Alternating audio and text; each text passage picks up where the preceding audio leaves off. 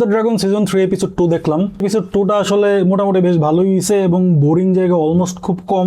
আর এই ভিডিওটাতে এই এপিসোডটার একটু স্পয়লার ডিসকাশন থাকবে, সো যারা এখনো দেখেন নাই ভিডিওটা সেভ করে রাখেন, দেখা পরে এই ডিসকাশনটা দেখলে বেটার আর কি। সো প্রথম এপিসোডে আমরা যেটা দেখলাম যে ওই ব্যাটল অফ গুলোটের যে ঘটনাটা, যেটাতে জেসারিস টারগেরিয়ান অর্থাৎ জেইস মারা যায়, ওই জেসারিস টারগেরিয়ান মারা যাওয়ার কনসিকুয়েন্সটাই আসলে এপিসোড 2 মেইন কাহিনী আর কি। ওইটা অ্যাকচুয়ালি রেনিরা টারগেরিয়ানকে কিভাবে এফেক্ট করছে না করছে ওইটাই দেখানো হয়েছে। এবং ওই যে জায়গাটা, যেই মোমেন্টটাতে সে খবরটা পায়, যে মোমেন্টে সে জানতে পারে যে জেসারিস টারগেরিয়ান মারা গেছে, ওই জায়গাটাতে সে এত ব্রিলিয়ান্ট একটা পারফরমেন্স দিচ্ছে, আমার তো ইনসেইন লাগছে। এমা ডার্সি একজন brilliant performer. Game of Thrones ইউনিভার্সের প্রথম কুইন হিসাবে যদি কেউ আয়রন থ্রোনে বসে থাকে সেটা হলো রেনিরা টারগেরিয়ান। এই টারগেরিয়ান সিভিল ওয়ারের কারণে সে বসতে পারছে এবং সেখান থেকে এই এপিসোডটার নাম দেওয়া হয়েছে কুইন্স ল্যান্ডিং। সো এই জিনিসটা আমার কাছে খুবই ইন্টারেস্টিং লাগছে।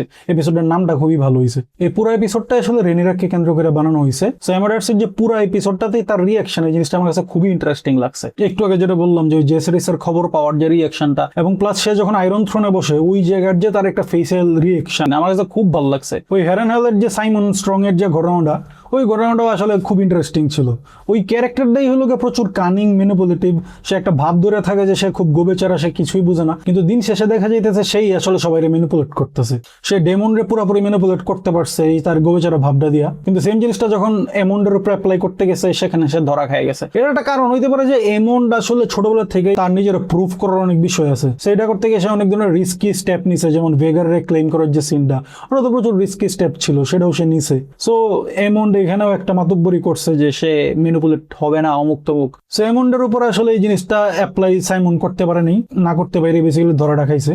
ওভারঅল এপিসোডটা ভালোই ছিল। আসলে মেইন ঝামেলাটা কি হয়েছে, আমি পার্সোনালি রায়ান কোন্ডেল যে শোর ক্রিয়েটর, এর আমি একদমই দেখতে পারি না।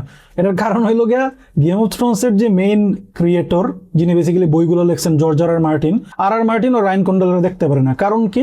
কারণ হইল রায়ান কোন্ডেল সব কিছু নিজের মতো বানানো শুরু করছে। একটা টাইমে তো কয়েকদিন আগে আর মার্টিন একটা জায়গায় বলছিলেন যে এখন হাউস অফ দ্য ড্রাগনে যা হইতেছে এটার সাথে আমি যা লিখছি ওটার কোনো কানেকশনই নেই, এটা পুরাপুরি একটা বানোয়াট ফ্যান ফিকশন টাইপের কিছু একটা হইতেছে। সেই কারণে আমি সিজন 2টা দেখতেই পারি নাই। সিজন 2টা এত বেশি আমার কাছে গার্বেজ লাগছিল, যে কারণে সিজন 3 নিয়ে আমি খুব একটা এক্সাইটেড ছিলাম না।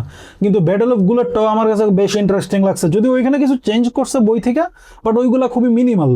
আর এই যে আজকে দেখলাম সেকেন্ড এপিসোডটাও আমার কাছে আসলে খুব ভালোই লাগছে, মানে মোটামুটি বেশ ইন্টারেস্টিং জিনিসপত্র ছিল। সো এটা দেখে আমি আসলে আশাবাদী হইতে পারি, কিন্তু আশাবাদী হইতেছি না, কারণ ইন জেনারেল তো আমরা দেখছি যে আসলে রায়ান কোন্ডেল কি করে না করে। তো দেখা যাক পরবর্তী এপিসোডগুলোতে সে কি তার রিডেমশন আর্ক একটা বানাইতে পারে কিনা।